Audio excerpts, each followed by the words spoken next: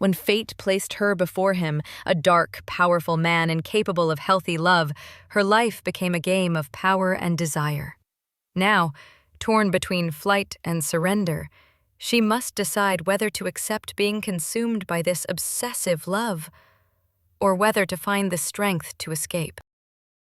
The sound of the electronic beat still echoed in her head when Claire opened her eyes that morning. Sunlight filtered through the thin curtains, cutting the dimness into golden lines that lit up the chaos around her. Clothes scattered, disposable cups forgotten, a high heel tossed into the corner as if abandoned in the middle of an escape. It was the perfect portrait of the life she cultivated, hectic, intense, always chasing the next party, the next thrill. Claire was 22 and studying business administration, not because she loved numbers or dreamed of starting $1 million company, but because it seemed like an acceptable path, something her parents would approve of. What she truly loved were the nights when the city pulsed, the colored lights reflected in the bar windows, the glances that met hers when she walked into a room as if she owned it. Lively, fun, daring, Claire was always the center of the group, the one who made everyone laugh and convinced them to have one more drink. But the smile she wore never reached her eyes. It was a mask, carefully polished. Behind it, a growing emptiness lurked. That morning, while trying to wash away her hangover with a sip of lukewarm water left on the nightstand, Claire heard the doorbell ring insistently. Her heart raced. She knew, even before answering, who it might be. She ran downstairs, tripping over her own feet, and found her mother at the door. Her mother's face was pale, eyes red from crying, and behind her, two men with nothing friendly about them, cheap ties worn out, leather jackets, eyes sharp as blades. One of them chewed gum with his mouth open, as if the sound were part of the message. "Mrs. Kate," said the taller one, his voice slow and icy. "The deadline's up. Our boss doesn't forgive delays. Do you understand?" Claire's mother wrung her hands, pleading, as if she could bargain with gestures. I know. We just need a few more days. My husband is about to get paid. What he gets or doesn't get isn't our concern."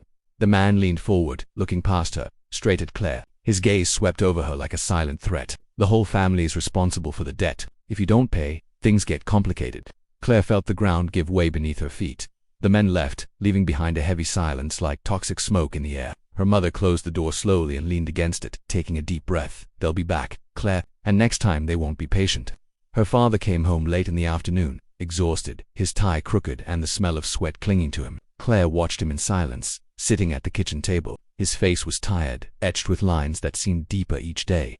"How much do they want?" Claire asked, her voice steady, trying to hide the fear. "Much more than we have." Her father rubbed his face with both hands. "I took out this loan thinking I could turn things around, but the debt just keeps growing." Her mother sobbed against the sink. Claire closed her eyes for a moment. It was as if an invisible chain had wrapped around her, tightening, cutting off her air. It wasn't her debt. It hadn't been her choice. But now, suddenly, it was on her shoulders too. That night there was no party, no laughter, no makeup smudged by the heat of the dance floor. Claire lay in bed, motionless, staring at the ceiling. The life that had seemed so bright now had huge cracks. The image of herself dancing under club lights mixed with the memory of the collector's hard eyes.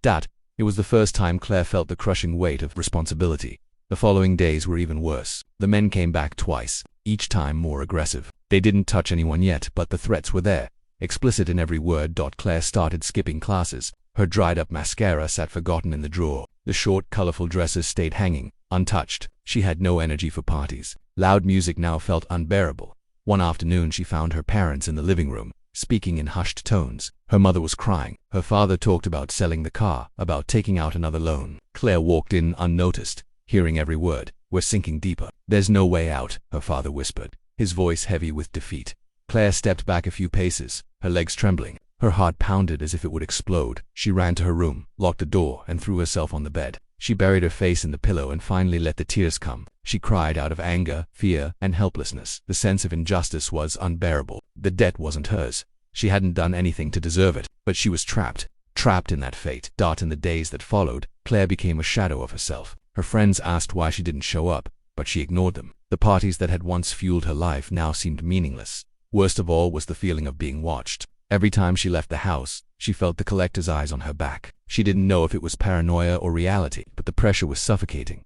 One night, sitting alone in the garden, Claire finally admitted to herself she was trapped in a debt she hadn't made, trapped in a destiny she hadn't chosen. But at the same time, a spark of rebellion lit up inside her. Maybe it was time to step into this dangerous world, to meet that mysterious man Ryan had told her about, to take a risk, because the only thing worse than losing her freedom was watching her family be destroyed before her eyes, and Claire knew she couldn't live with that weight.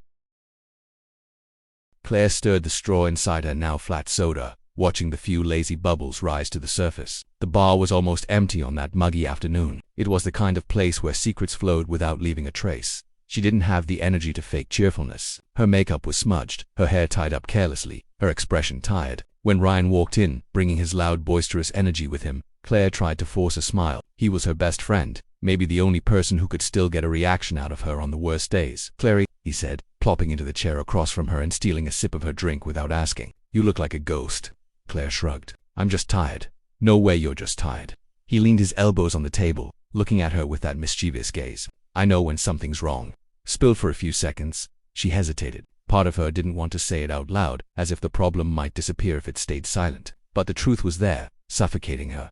"My parents are—" She swallowed hard, lowering her voice. "In debt, and not with a bank, Ryan. With loan sharks." His smile vanished. He leaned back in his chair, whistling softly. "That's serious, I know." Claire squeezed the straw until it almost tore. "They've already shown up at my house twice. If I don't do something, something terrible's going to happen." Ryan watched her in silence for a while, as if weighing every word. Then he leaned forward again. "I know someone who can help." Claire frowned. "Not a bank, not a lawyer, different kind of person." She raised an eyebrow. "Ryan, you're always mixed up with weird people. I don't want to end up in jail." He laughed, but there was a nervous edge to it. "Relax. No one's putting you behind bars. This guy, he fixes problems. Big problems." Claire narrowed her eyes. "You're talking about criminals, aren't you?" "Depends on how you look at it." He shrugged. "His name's Adrian Moretti." The name hung in the air, heavy, carrying something undefined. Claire didn't know anything about him, but the way Ryan said it was enough to make the hairs on her arms stand up. "Who is this man?" she asked, her voice almost a whisper. Ryan rested his chin on his hand, watching her intently. "Nobody really knows. What I do know is that everyone's afraid of him, but they also say that if he promises something, he delivers." Always. Claire gave a nervous laugh, trying to shake off the chill running up her spine. "You're telling me to hand my life over to some random mobster? He's not just anyone." Ryan leaned closer. "You think those collectors tormenting your parents are just going to disappear on their own? Keep this up, and you'll lose the house. Or worse." Claire bit her lip, her mind spinning. He was right. She knew it. But she also knew that taking this path meant stepping through a door she could never close again. "And how would I even talk to him?" she asked hesitantly. Ryan gave a half smile. Pleased she'd asked the question he wanted to hear. "I can take you, but you have to be sure. And what if he doesn't like me?" The word slipped out, revealing more vulnerability than she wanted. Ryan laughed. "Oh, Clary, you have that gift of winning people over." But with him, his tone grew serious. "Don't play games. This man isn't like the guys you meet at parties. He looks deep. He sees everything." Claire's heart pounded. It was like being pulled into something dark, dangerous, irresistible. In the days that followed, the name wouldn't leave her head. Adrian Moretti. It was like a shadow following her everywhere she went. Every time she looked at her parents, every time she heard her mother crying softly in the kitchen, the decision felt inevitable. The debt wouldn't disappear. The fear kept growing. And Ryan was right. Maybe only someone like Moretti could change the course of this story. But along with the fear, there was something else. A strange curiosity. Who was this man everyone respected and feared? Who seemed to move the gears of the underworld without ever being seen? At night, alone in her bed, Claire imagined what it would be like to meet him. She tried to give a face to the name. Sometimes she saw him as a cold monster, capable of crushing anyone with a look. Other times, she pictured him as a dark prince, powerful and magnetic, the kind who could destroy and seduce in equal measure. The scariest part was realizing that, in some fantasies, she didn't want to run. One afternoon, while trying to study but unable to focus, Ryan showed up at her house unannounced. He threw himself onto the sofa as if he owned the place and announced, "He's going to be at the club tomorrow night. Want to come with me?" Claire's heart stopped for an instant. It was as if every path converged on that moment. She tried to mask her panic with sarcasm. "What am I supposed to do, Ryan? Walk up and say, 'Hi, I'm the desperate girl. Can you save my family?'" "Not exactly," he smiled faintly, "but I can introduce you. After that, it's up to you to." Claire took a deep breath, resting her face in her hands. She felt torn between two forces, the instinct to survive and the instinct to protect herself. But looking at her parents through the window, seeing them huddled together in silence, defeated, she realized she had no choice. She lifted her head and looked at Ryan. "Tomorrow, take me." Ryan smiled, but his eyes showed concern. "You have no idea what you're getting into, Clary." "I don't." She breathed deeply. "But I also don't know how to get out." His name echoed inside her like a spell. Adrian Moretti, and even without ever having seen him, Claire knew that from the moment she met this man's gaze, her life would never be the same. The car glided silently through the city's lit-up streets, golden lights reflecting on the windows. Claire stared out, but she wasn't really seeing anything. Her heart was pounding so hard it drowned out any coherent thought. Ryan, beside her, seemed unconcerned, humming a random tune as if they weren't on their way to meet the most feared man he knew. When the car stopped in front of an imposing building, Claire swallowed hard. The glass facade reflected the night sky like a dark mirror. Two security guards in black suits waited at the entrance, and their posture alone made it clear there was no room for games there. Last chance to back out, Ryan murmured as he opened the door. Claire just took a deep breath. Pride wouldn't let her retreat. "I'm already here."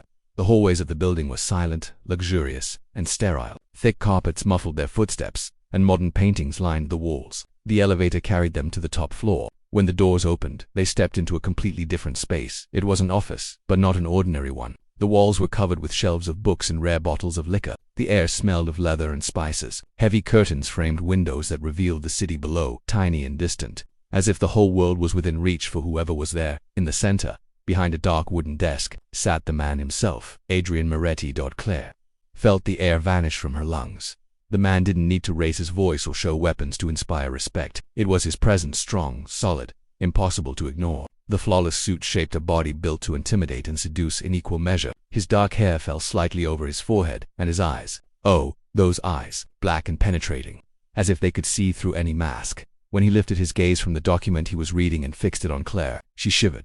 "So it's you," he said, his voice deep, slow, heavy with authority. Ryan quickly stepped in, almost nervously. "Yes, sir. This is Claire. She's a very close friend." Adrian leaned back in his chair, studying her. Claire had the uncomfortable feeling of being stripped from the inside out of every insecurity, every fear, every desire laid bare before him. "Leave us, Ryan."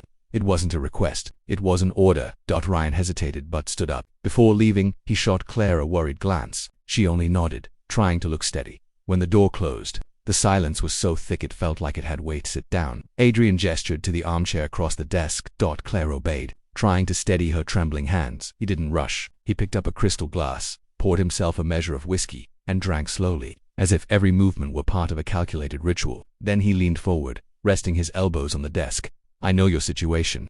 The words dropped like a blade, direct, leaving no room for detours. "Your parents owe a considerable amount to people who aren't known for patience." Claire took a deep breath. I don't know what to do. That's why you're here." He cut her off, as if he already had all the answers. "And that's why I'm going to take care of this for you." She blinked, surprised. When you're going to pay the debt?" A faint smile curved his lips, but there was no kindness in it. It was the calm of a predator who knows the effect he has. "I'll pay, but nothing is free." Claire's stomach turned. She'd expected it, but hearing it from his mouth was different. "What do you want in return?" Adrian stood, circling the desk. With every step, Claire felt the ground disappear beneath her feet. He came closer, stopping behind her. His scent, woody, warm, addictive, filled the air. He bent slightly, his mouth close to her ear. "You're going to work for me, until every cent is paid." A shiver ran the length of her spine. She had so many questions, but none of them would come out. She only turned her face slowly, finding his eyes so close the world seemed to disappear. "What kind of work?" she whispered. Adrian smiled in that enigmatic way. "That, Claire, you'll discover little by little." He returned to the desk as if nothing had happened and picked up a sheet of paper. A contract. Signatures, clauses, conditions, all formal, cold, legally crafted. But Claire knew this wasn't an ordinary contract. "You accept?" he asked, his deep voice echoing through the room. She looked at the document, at him, at the emptiness. Part of her screamed to run, but another part, deeper, more dangerous, kept her there, trapped in his gaze. "Yes." The answer escaped almost unconsciously. Adrian watched her for a few seconds that felt eternal, then signed. "From now on, you belong to me until your debt is paid." Claire's heart raced. The word belong burned inside her in an inexplicable way. It wasn't just about debt, work, or money. There was something else in his dark, intense eyes. She saw it. This wasn't just a work contract. It was the beginning of a dangerous, seductive game that could destroy her or make her reborn. And for the first time, Claire didn't know whether she wanted to run or lose herself completely in him. In the first days, Claire discovered that working for Adrian Moretti wasn't exactly what she had imagined. There were no accounting papers, no endless spreadsheets as she had thought. Her tasks were subtle but loaded with invisible intentions. She answered phone calls, accompanied him to discreet meetings, serving as a sort of elegant secretary who observed more than she did. Sometimes he took her to social events, business parties, meetings at luxury hotels, always at his side, never a step behind, never out of his line of sight. At first, Claire felt almost relieved. It seemed easy, even glamorous, compared to the threats hanging over her family just weeks before. But soon she realized there were chains there, invisible, but relentless. The first shock came from something trivial. One day she was 10 minutes late to meet him at the office. 10 minutes. When she walked in, breathless, she found Adrian sitting behind his desk, his dark eyes fixed on her like a shadow. 10 minutes. His voice was too calm, which made it worse. Do you know what that means, Claire? She tried to laugh it off. I got stuck in traffic. I didn't think it would be such a big deal. He leaned forward, elbows resting on the desk. Big deal. He repeated the words, as if tasting them. When someone works for me, Claire, I am that person's time. If I say 8, it's not 8:10, it's 8. Claire stayed silent, her heart racing. Anger and fear mixed in her throat. She wanted to shout that she wasn't his property, but at the same time, she knew she owed her freedom and her parents' safety to this man. It won't happen again, she said firmly. His gaze softened only slightly, but there was a satisfied gleam there. On another occasion, she dared to ask too many questions about the destination of a trip he had ordered her to prepare. Adrian, with a faint smile, cut her off mid-sentence. Fewer questions, more obedience. These small cracks in the elegant veneer of their relationship revealed the truth. He didn't just want an employee, he wanted control.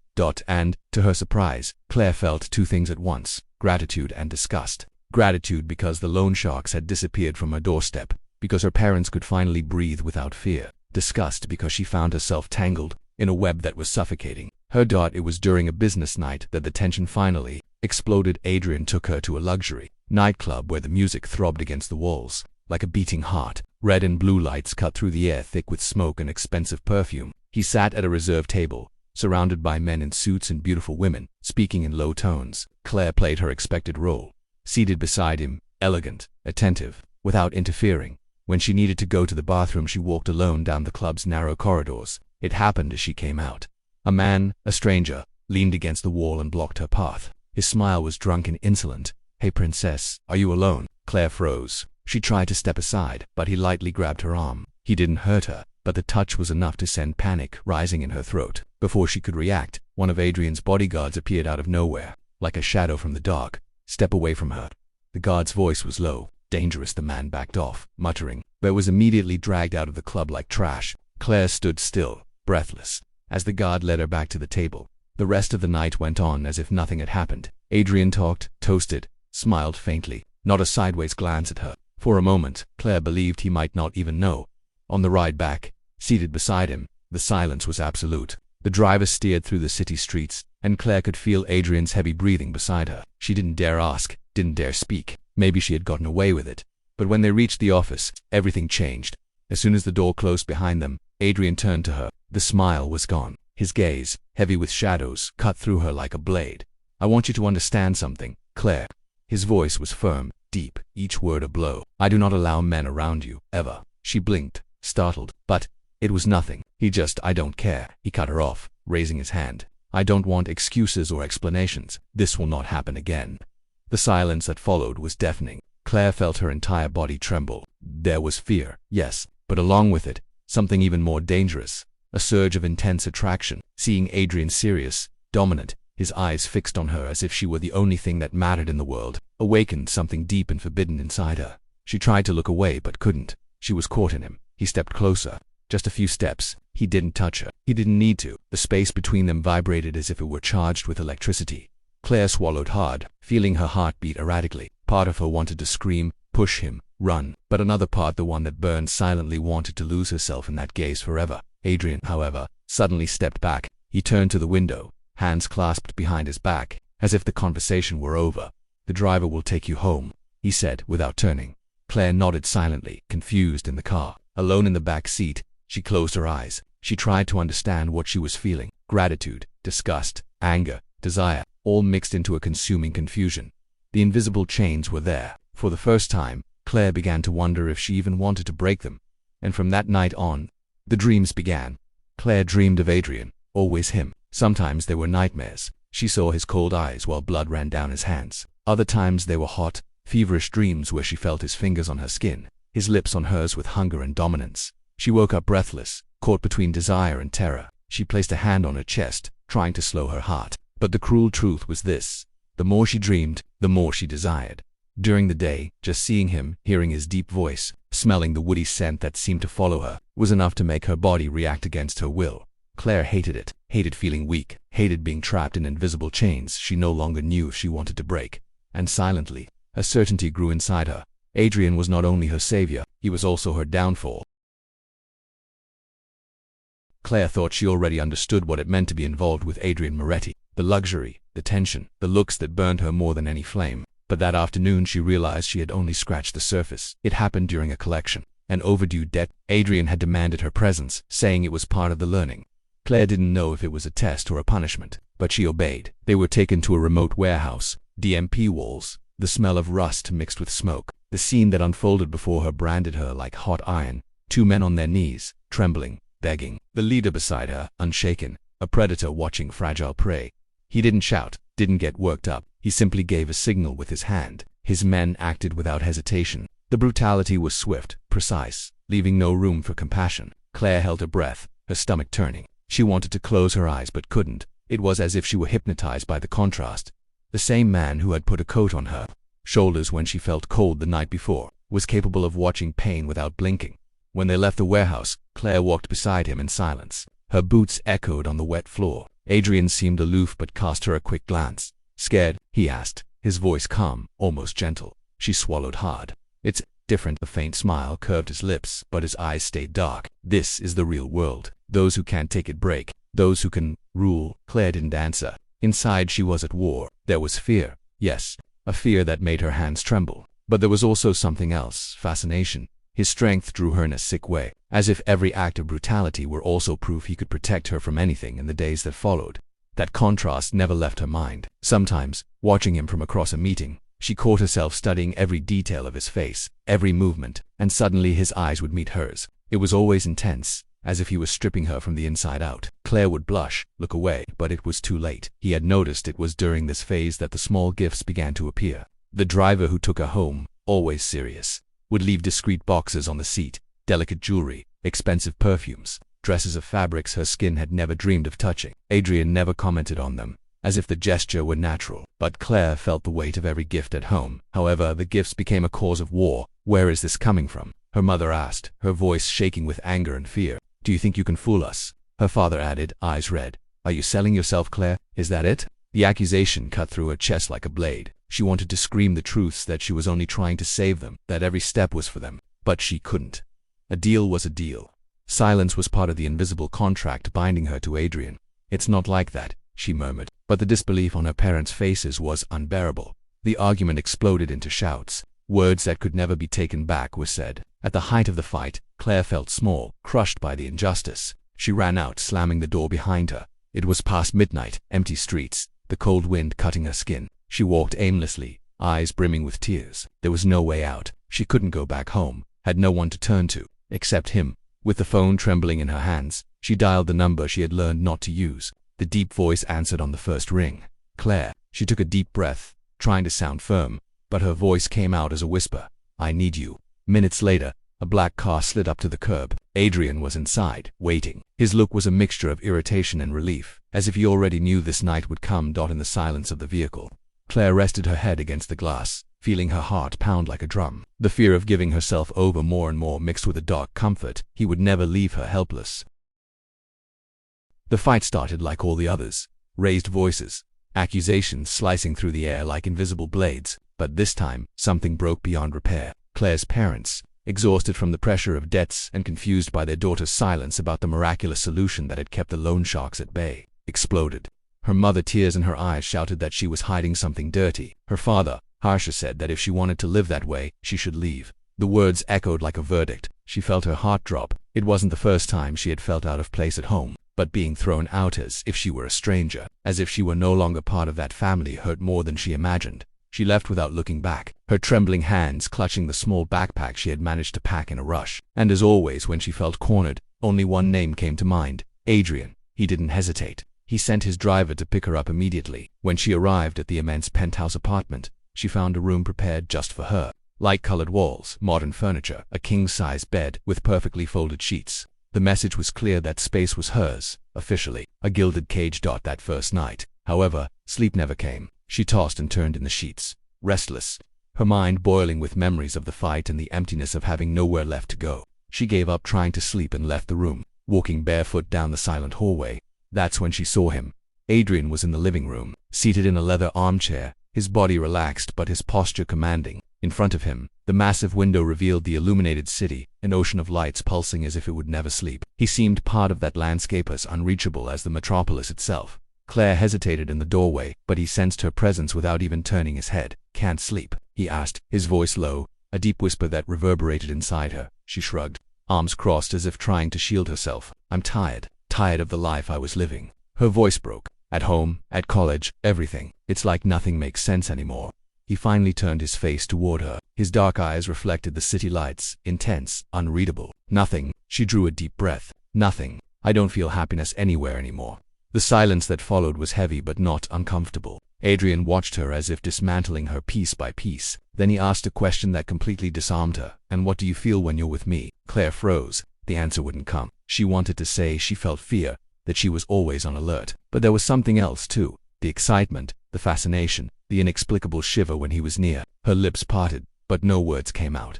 Adrian leaned forward, resting his elbows on his knees. A simple gesture, but heavy with command. "Come here." Her heart raced. Slowly, as if her feet weighed tons, she walked toward him. When she was close enough, he had her kneel before the armchair. The gesture was intimate, intense, full of symbolism. And then it happened. The kiss. It wasn't gentle or timid. It was an invasion, a claiming. His lips crushed hers with intensity, his tongue exploring without asking permission. She moaned against his mouth, surprised by her own reaction. It was a kiss of dominance, but also of a flame she couldn't deny. His hand slid up her neck into her hair, gripping it firmly, forcing her face upward. Pleasure mixed with pain, and her body responded before her mind could process. Her heart pounded like a drum, her legs weak, desire burning through every nerve. And suddenly, he stopped. Adrian pulled his lips away, still holding her hair between his fingers. His eyes sparkled with something between amusement and warning. "You should think more carefully about the answer to my question," he said, his voice hoarse, every word heavy with intent. "What do you feel when you're with me?" A slight smile appeared on his lips before he released her gently. He stood, straightened his jacket with the ease of a man who hadn't just set her heart on fire, and walked toward the hallway. "Goodnight." She stayed kneeling there, breathless, her mouth throbbing, her body craving more. A storm of emotions erupted inside her. Anger, desire, submission, excitement. When she finally managed to stand, he had already disappeared into his room, leaving her alone with the city glowing beyond the window and a tempest within her. The next morning, the apartment was empty. Adrian had left early, as if nothing had happened. She wandered through the rooms in silence, her mind replaying the scene from the night before. The taste of his kiss was still on her lips, but his absence made her doubt whether it had only been a dream. Later, at the office, when she finally saw him, the shock was even greater. Adrian was at his desk, flipping through documents, surrounded by security and assistants. The same calm, cold, unshakable demeanor. He greeted her with a simple nod, without any hint of what had happened the night before. She tried to keep her composure but felt her stomach knot. His silence tortured her more than any words. Why pretend? Why leave her adrift in that whirlpool of feelings? Anxiety began to grow inside her. It wasn't just attraction, it was the need to get closer, to understand what he wanted, to discover how far this connection could take her. Meanwhile, out of Adrian's sight, someone watched with concern. Ryan, the friend who had introduced her to the group, who had begun to realize the situation had spiraled out of control. The plan had been simple: help Claire get rid of her parents' debt. But now, seeing how she was trapped in Adrian's world and worse, to Adrian himself, regret took hold of him. Deep down, Ryan knew he had thrown his friend into a net she might never escape. Ryan could no longer ignore the path Claire's life had taken. Ever since she had gotten close to Adrian, he could see his friend sinking deeper into a world that wasn't hers. In one last attempt to pull her back, he insisted they go out together to remember the nights of dancing, the easy laughter, the taste of freedom. Claire resisted at first, but the longing to escape all that pressure finally won out. The club was a storm of colored lights, loud music, and bodies moving with no room to breathe. Claire dove headfirst onto the dance floor, alcohol running through her veins like a shortcut to forgetting. She forgot her parents, the debts, Adrian's apartment. For a few hours, she tried to believe she was still that girl who danced until sunrise, but the illusion didn't last. In the middle of the crowd, she felt firm hands grab her arm. When she turned, she saw two of Adrian's security men. Their look left no room for argument. She would have to go with them. "Are you out of your minds?" Claire shouted, trying to break free. "I'm not done here." People around them stared curiously, but the guards were quick and efficient. Within minutes, she was outside, being placed into a waiting black car. Anger burned hot in her chest. When they reached the apartment, Adrian was sitting in a leather armchair, his hands folded in his lap, his gaze cutting into her like a sharp blade. Claire stumbled inside, still under the effect of alcohol, steeling herself with the courage only liquor brings. "You think you can control me?" she snapped, her voice full of challenge. I'm not your prisoner. I can do whatever I want. Adrian didn't answer. His silence was suffocating, heavy, more eloquent than any shout. He simply watched her, every gesture of hers registered with predatory calm. Claire kept going, pacing back and forth, laughing nervously. Is that what you want? To control me? To keep me here like your toy? She stopped in front of him, glaring. Well, I won't accept it. He leaned forward slightly, his gray eyes gleaming with intensity. His voice came out low, firm, each word a calculated strike. You still don't understand, Claire. This isn't about what you accept. She felt the floor vanish beneath her feet. His tone was final, leaving no room for negotiation. The contract was always clear.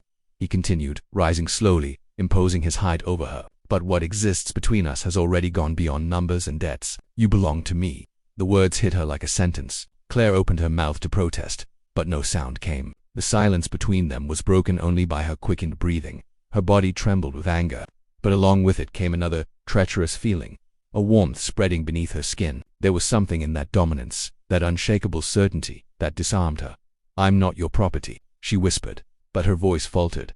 Adrian stepped closer, closing the space between them until she could feel his heat. His hand brushed her chin, tilting her face upward. Not property, he said, his voice heavy. Let's call it destiny. A faint, ironic smile curved his lips. Her heart pounded. Her breath caught in her throat. Part of her wanted to push him away, scream, run. But another part, deeper and darker, wanted to lose itself in that gaze, in that presence that seemed to swallow everything around it. He didn't kiss her. He simply left her there, trapped between anger and desire, as if he knew exactly what effect he had on her. His silence was calculated torture, and Claire realized she was losing control of herself later. When she was taken back to her room in the apartment, Claire collapsed onto the bed. Her body still burned from his nearness, and her mind spun in a whirlwind of conflicting emotions. She hated the way he controlled her, the way he decided for her without giving her a choice. But at the same time, she couldn't erase the memory of his touch, or the intensity of those words. Lying in the dark, her heart racing, she finally admitted to herself the thing she feared most. She was falling in love with Adrian. And that scared her more than any threat. Claire could no longer deny it to herself.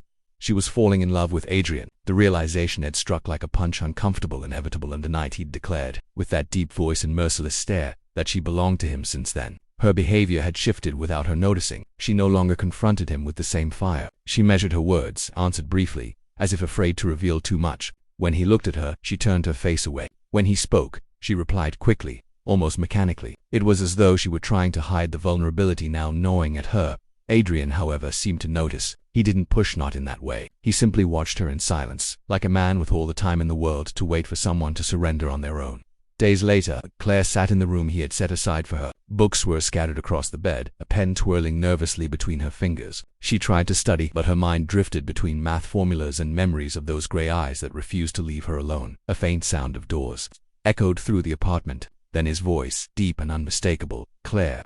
She froze. Her heart raced on instinct. She drew a deep breath, trying to mask her anxiety. Yes, she called, still standing in the room. Come eat. I ordered pizza. She bit her lower lip. The invitation sounded harmless, but with Adrian nothing was simple. For a moment she thought about refusing, but the silence that followed felt like an unspoken command. She gathered her courage, closed the books, and walked down the hallway to the dining area. Adrian sat at the table with 2 open pizza boxes, the slices steaming with the smell of melted cheese. He served himself, biting in silence, and gestured to the chair across from him. Claire sat hesitantly, keeping her hands folded in her lap. At first they ate in silence. Only the rustle of cardboard and the scrape of cutlery filled the room. Claire stared at her plate, avoiding the man who unbalanced her in every way. Then he broke the silence. You know, when I was your age, there was no space for choices, he said, his voice lower than usual. My family has always lived in this world. I grew up surrounded by armed men, dirty deals, rules born from fear instead of law. Claire looked up, surprised. It was rare to hear him speak about himself. Adrian wasn't one for confessions. He was built of control, secrets, and shadows. Weren't you afraid? She dared to ask. He gave a thin, humorless smile. Fear was forbidden. I learned early that those who show fear die first. For a moment the steel mask he always wore seemed to crack. Claire saw not just the dangerous dominant man, but a boy who had grown up without choices, trained to carry a burden he hadn't asked for. Compassion hit her like an unexpected wave. Did you ever think of having a normal life? She asked softly, as if afraid of the answer. Studying, working at something else, running away? His gray eyes locked onto hers. The intensity of that gaze cut straight through her. What I do is normal to me. He replied brutally, each word heavy with conviction. I am this, Claire. My blood carries this destiny. Nothing changes it. Not love, not regret, only death. The silence that followed was suffocating. Claire felt the air trapped in her chest. Her heart, which had been racing from his moment of vulnerability, was now at war with itself. Part of her still saw the boy who'd grown up without choices, but another part, colder, trembled at the way he spoke of death and violence as if they were as ordinary as breathing.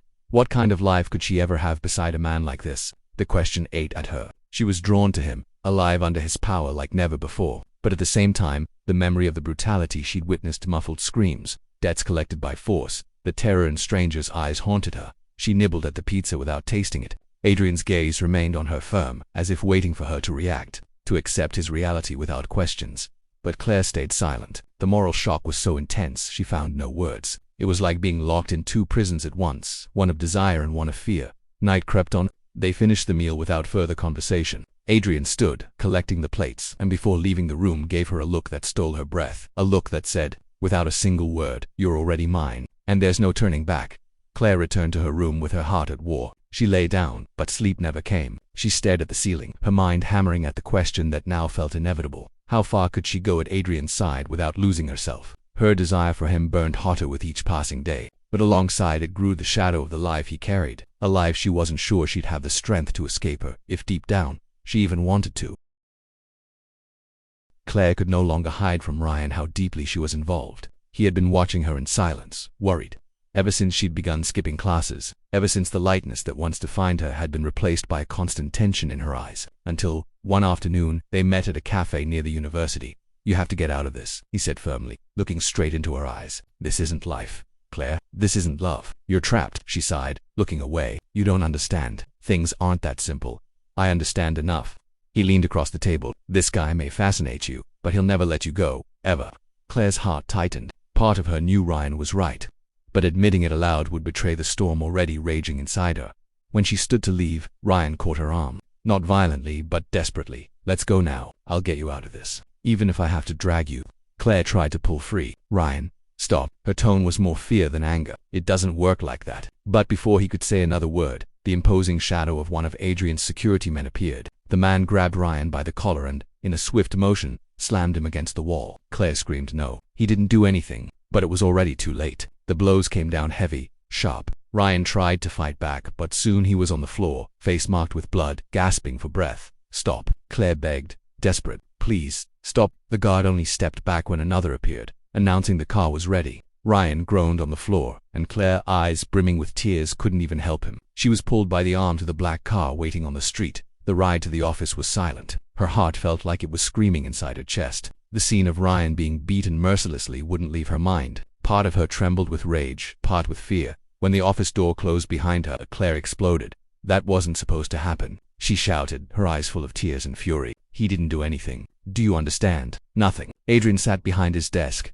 his calm posture a stark contrast to her blaze. His gray eyes, cold and intense, fixed on her in silence. "You knew they were going to hit him," she continued, her voice breaking. "You ordered it." He didn't answer right away. He simply interlaced his fingers on the desk, his expression unreadable. When he finally spoke, his voice was low but as sharp as a blade. "No one runs from me."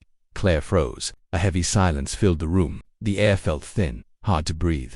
"I wasn't going to run," she murmured, almost not believing her own words. What Ryan said was nonsense. "I wasn't leaving." But Adrian remained still, staring at her as if he could see straight through to her bones. There was no softness in his gaze, only certainty.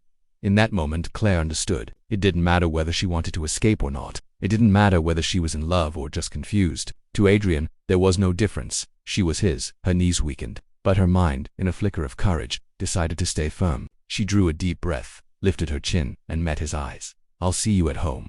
The words came out like both a challenge and a surrender. Claire couldn't explain where she'd found them, but the silence that followed was deafening. Adrian raised an eyebrow slightly, surprised. For the first time in a long time, he seemed to have no immediate answer. Claire turned and left the room. The sound of her heels echoing down the hallway was the only thing holding her upright. Inside, she was in pieces, but now she was sure she was playing a game far more dangerous than she had ever imagined. Claire reached the apartment, consumed by a fury burning from within. With every step, her heels echoed on the cold marble floor, each strike like a protest against the invisible prison Adrian had built around her. She threw her bag onto the sofa, took a deep breath, and muttered to herself, almost spitting out the words, "If you want me so badly, then you'll have me." Anger mingled with something she couldn't control, desire, fascination, and the fear that always came with it. Like an inevitable shadow, She rushed to the bedroom. With trembling hands, she opened the wardrobe and, without hesitation, chose the most daring dress she owned. Black, tight, low-cut, a dangerous invitation. She painted her lips red, lined her eyes with precision. She pinned up her hair in a sophisticated way, leaving her neck exposed, vulnerable and provocative at the same time. When she looked in the mirror, she barely recognized herself. This was another woman, not the confused student, not the daughter thrown out of her home, but a version of herself born inside Adrian's golden cage. When she finished, she turned off almost all the lights, leaving only the soft glow of the city streaming in through the windows. She went to the living room and stood in front of the massive glass, like a painting waiting for a viewer. Her heart was racing, but she held herself tall, proud, in control. It didn't take long to hear the door open. Silence spread. Adrian walked in. He stopped when he saw her. He didn't say a word, but his dark eyes scanned every curve, every detail. Claire didn't turn immediately. She wanted him to see her like this, untouchable and surrendered at the same time. When she finally turned her face, she held his gaze. "If I'm yours," she said firmly, though she trembled inside, "then do it properly." A dense silence lingered. Adrian didn't react right away. He simply walked slowly toward her. Every step carried an ancient weight, an authority no ordinary man could possess. When he stopped in front of her, so close she could feel the heat of his body, Claire almost lost her breath. He looked at her as if standing before an unexpected gift, a silent victory. He touched her chin, lifting it gently so she couldn't look away. Suddenly, Adrian pulled her by the waist, pressing her against him. The kiss came intense, fierce, possessive. There was no room for hesitation. His mouth invaded hers, demanding, dominating, as if he wanted to prove she really belonged to him. Claire surrendered, but every fiber of her body screamed in contradiction and desire, submission and defiance. His hand slid over the tight dress, exploring every inch. When they reached the hem, they moved upward slowly, torturing her with the pace. She arched her body, at once resisting and asking for more. He led her to the sofa, pushing her down firmly. Claire fell seated, but before she could say anything, Adrian made her lean back. He arranged the scene as if she were a piece of art that belonged to him. Every gesture carried a clear message. "Possession, you are mine," he said, his voice low, hoarse, dangerous maybe. She whispered, her gaze defiant. "But who says I don't like it?" Adrian laughed softly, but his eyes never lost their seriousness. He knelt before her, gripping her thighs firmly. He kissed them with intensity, leaving marks as if signing his territory on her skin. Claire closed her eyes, feeling every touch, every soft bite, every hot breath against her. Her body yielded, but her mind tried to resist. Was this a prison or was it love? She no longer knew. He laid her back on the sofa, climbing over her with a weight that was not only physical but symbolic. His movements were precise, calculated, as if he wanted to prove something, not just the possession of a body, but of an entire soul. Claire, in the whirlwind of sensations, realized that the more he dominated her, the more she wanted to defy him. Between kisses, touches, and murmured words in her ear, the outside world disappeared. Only the two of them remained, trapped in a game of fire and iron. When it finally ended, Claire stayed lying there, breathless, her skin on fire and her thoughts in ruins. Adrian was beside her, staring at the ceiling. There was no tenderness on his face, only the same impenetrable intensity as always. She rose slowly, adjusting her dress, trying to recover some dignity. She went to the window, looked at the city that seemed so far away, and let out a short, nervous laugh. "You've confused me, Adrian. I don't know anymore if I'm your prisoner or your accomplice." He didn't answer. He simply stood and went to the bar, pouring himself a whiskey. The silence said more than any words. The next morning, Claire saw Ryan on the university campus. He pulled her aside, his eyes worried, almost desperate. "Claire, for God's sake, look at you. Don't you see? You're falling in love with your captor." His words hit like a punch. She tried to protest, but nothing came out. She only looked away, biting her lip, silent, because deep down, she knew Ryan was right. But it was already too late. The night began like an invitation, but Clara knew, from the instant Adrian summoned her, that it wasn't just a gesture of courtesy. There was something in the way he spoke the words, firm yet laced with insinuation. "Tonight you're coming with me." She had no choice. She dressed the way he wanted, a long deep red gown that seemed made to defy stares. The fabric clung to her like a second skin, and every step promised danger.